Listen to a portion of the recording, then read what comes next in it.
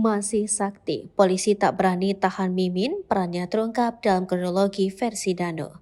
2 tahun lalu, Mimin Mintarsi membuat alibi, berani sumpah pocong dan menangis hingga kasus kematian ibu anak di Subang pada 18 Oktober 2023 silam itu menjadi gelap.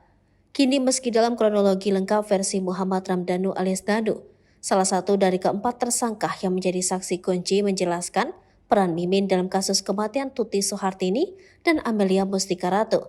Namun polisi tak berani menahan.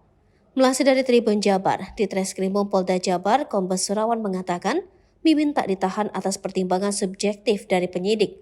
Namun Surawan tidak menyebutkan secara terperinci apa alasannya. Nanti kalau kami sudah mendapatkan bukti lagi, baru kami akan melakukan penahanan kepada ketiganya, ujar Surawan di Mapolda Jabar. Surawan pun tak khawatir Mimin melarikan diri ataupun menghilangkan barang bukti dalam kasus tersebut. Tidak, kami tidak ada kekhawatiran mau lari atau apa, katanya.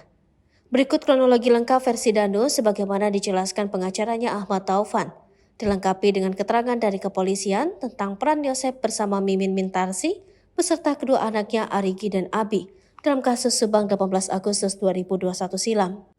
17 Agustus 2021, pukul 22, Danu datang ke lokasi setelah dipanggil Yosep saat main game, dan rumah dalam keadaan gelap, hanya dapur yang terang.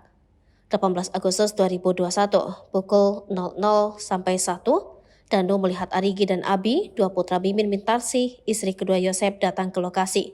Pukul 1, ia diperintahkan Yosep mengambil golok di dapur dan diminta berjaga di luar. Pukul 2, lalu mendengar jeritan Amel dan melihatkan kepalanya dibenturkan ke tembok oleh Abi. Pukul 3, Danu mengaku mendengar jeritan Amel diduga telah dieksekusi oleh Yosep.